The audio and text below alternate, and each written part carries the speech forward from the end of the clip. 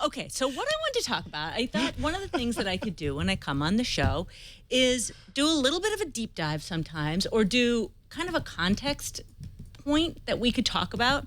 And I've been watching this stock meltdown for the last few weeks, as many people have, crying into their 401ks.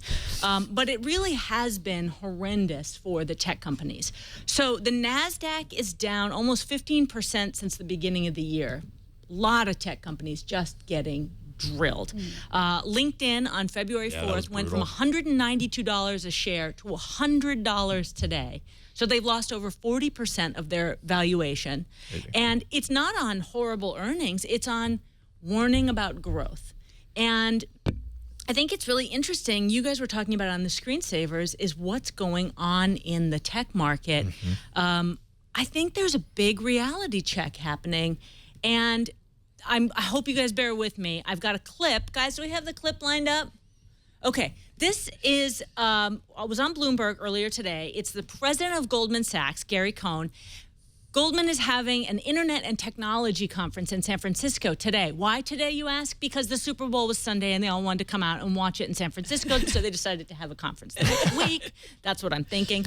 It's sort of either incredibly well-timed through Kismet or badly because this tech meltdown is happening right now.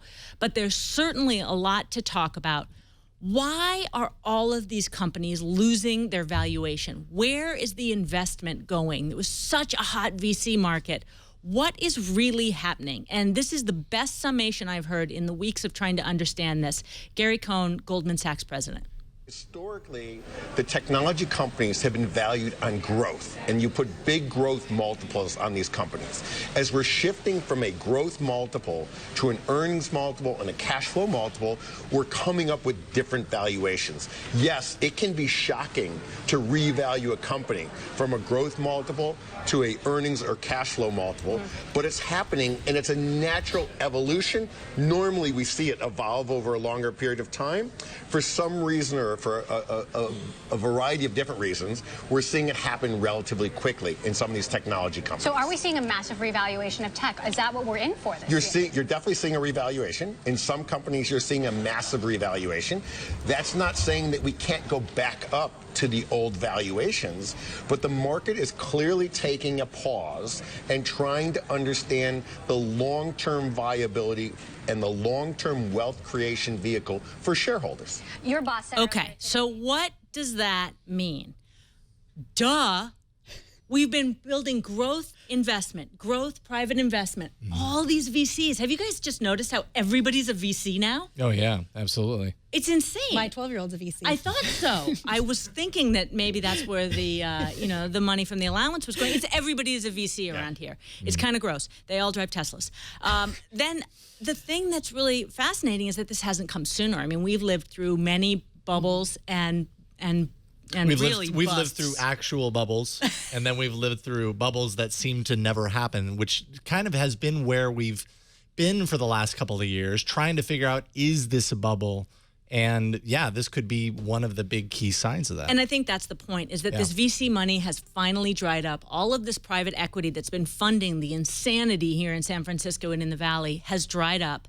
And now they're saying enough growth on new investment. We need growth on earnings, growth on cash flow. This is so basic, and yet it's amazing that it hasn't happened sooner. I mean, the companies that are out there that are trying to disrupt, that are just insane. I mean, we've really gotten to a pets.com point. Yeah, that's what I was just going to say. Like, how is this different than like when we were reporting this at Tech TV, like in 2000? No. I mean, there's no sock puppet. MyPets.com right now is WeFuel. WeFuel is a company that brings gas to your car. I'm just, when I saw that, I was just dying. I'm like, are you kidding me? So, yes. My other favorite one is Duffel, D-U-F-L. So here's what you do. You pack your suitcase, and then you mail it to them, and you tell them where you are going to be traveling to and when, and then they mail it to that location. Are you kidding me?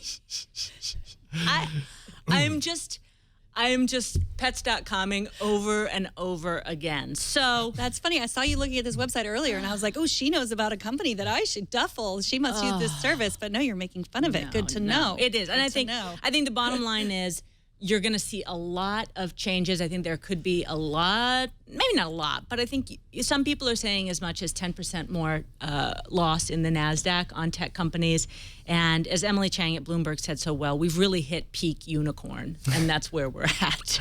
It's a really great way to put it. I feel like the difference between now and let's say the first big tech bubble of the early 2000s is just that we're here again. Yeah. That's the difference. Yeah.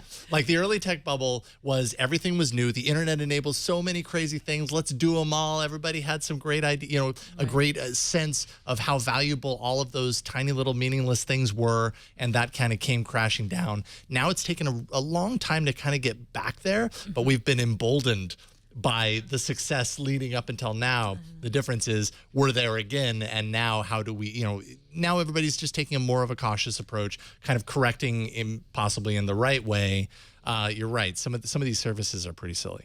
Even the services that aren't silly, even like social networks, like I think are kind of coming up against this from the sense that they've had so much money thrown into the service just based on their insane user, like you say, user growth, and now like everybody's kind of already decided what their social network of choice is. And so the reality comes to play when it's like, okay, well, just being a social network isn't enough anymore. Right. And this is my third bubble, our third bubble. And I don't care so much about investing. I'm interested in investing, but I know for this show, that's not what you guys care about. But what we care about is innovation.